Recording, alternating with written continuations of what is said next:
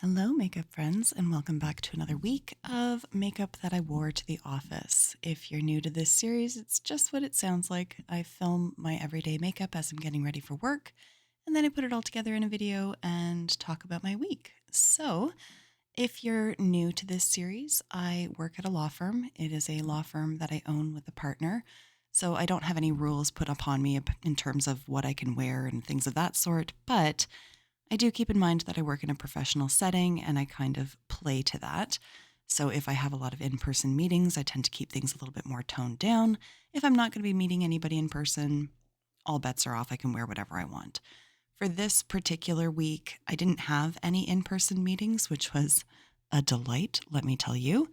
But I did have a 2-day conference. So time was very limited, frankly, because those conferences run from 9 a.m. until 4 p.m., and there's not much that you can do while those are ongoing.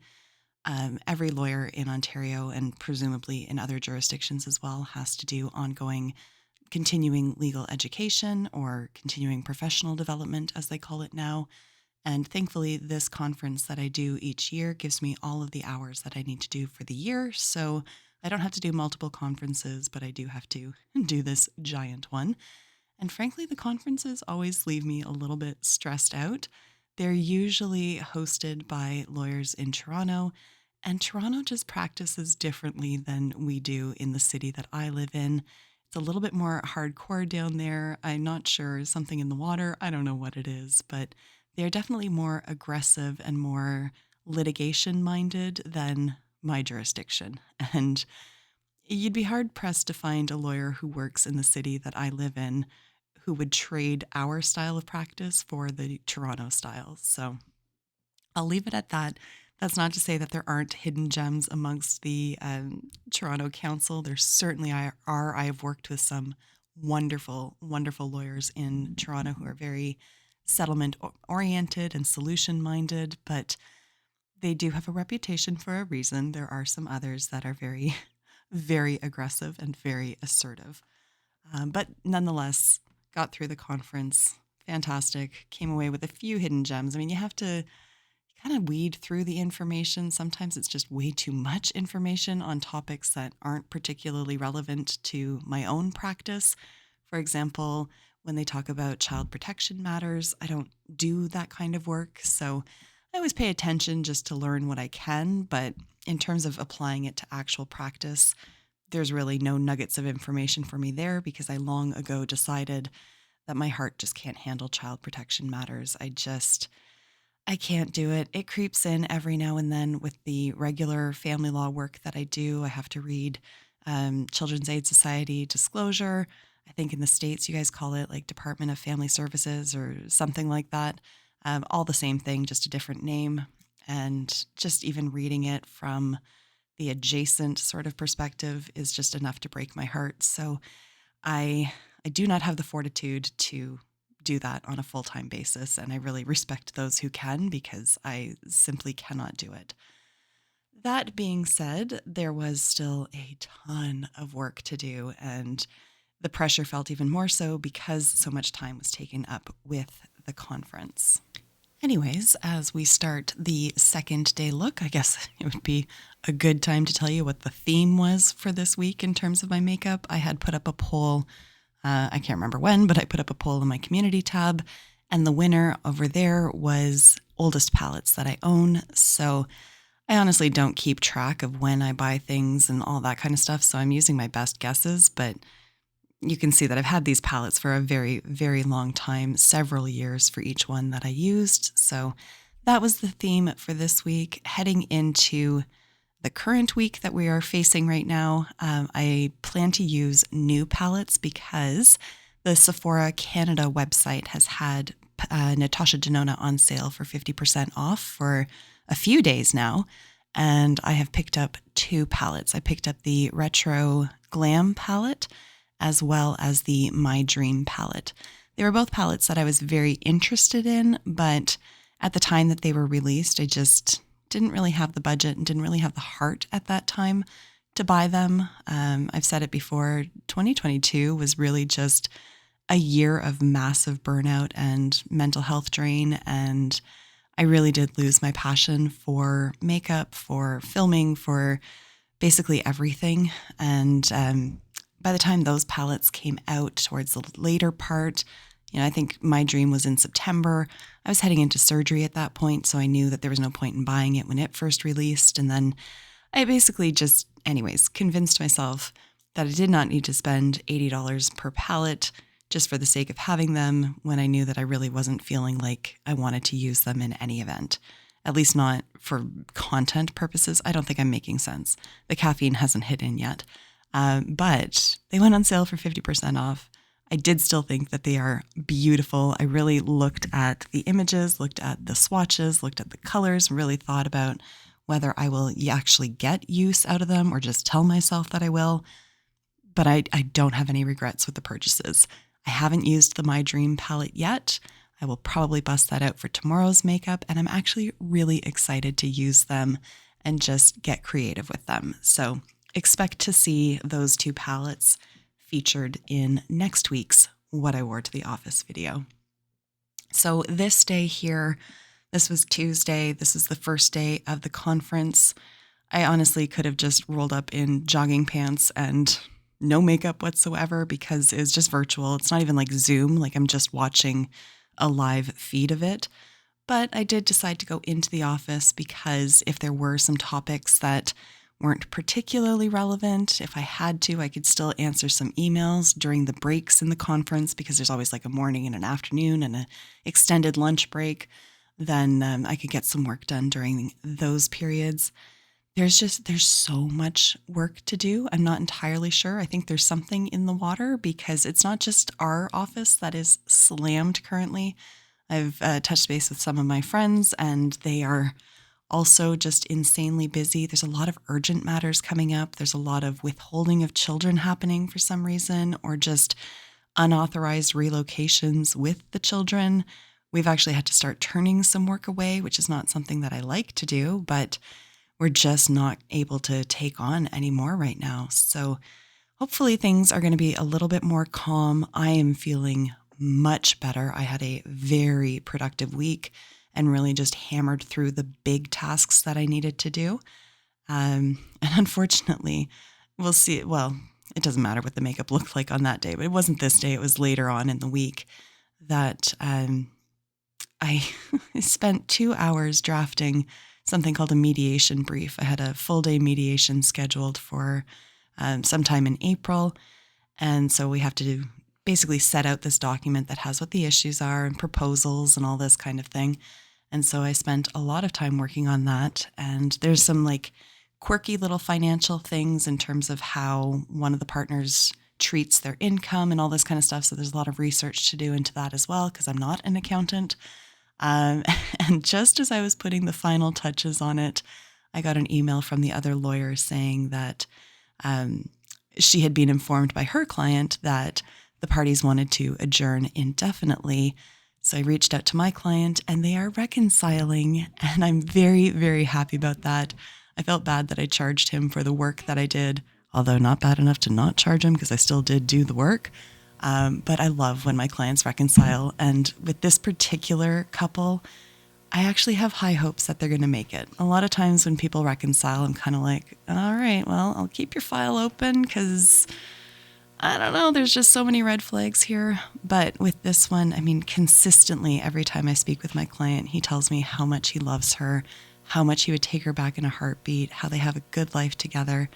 And just circumstances arose that led to their separation. And so I really have high hopes for them, and I really hope that it works out for them. So at any rate, I spent 2 hours doing something that I didn't need to do, but at the time that I was doing it, I needed to do it. So that was my Thursday.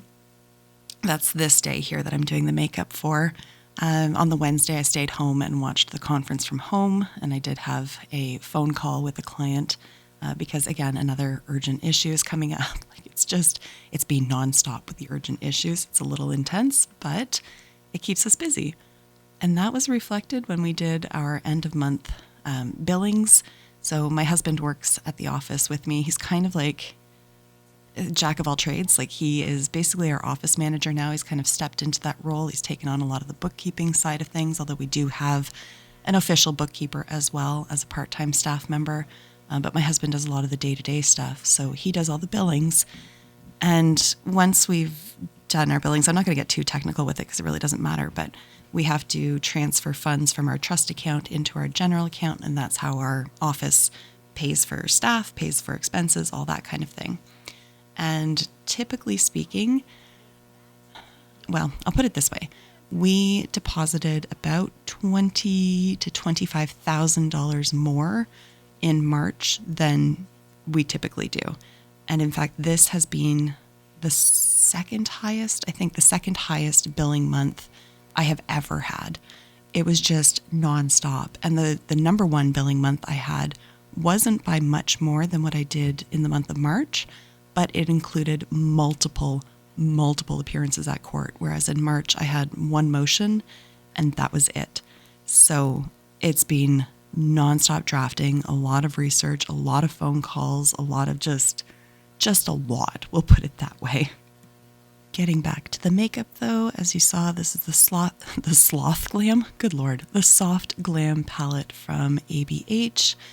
I have said it on my channel before, but I have kind of made the decision that I'm not going to be purchasing from ABH anytime soon.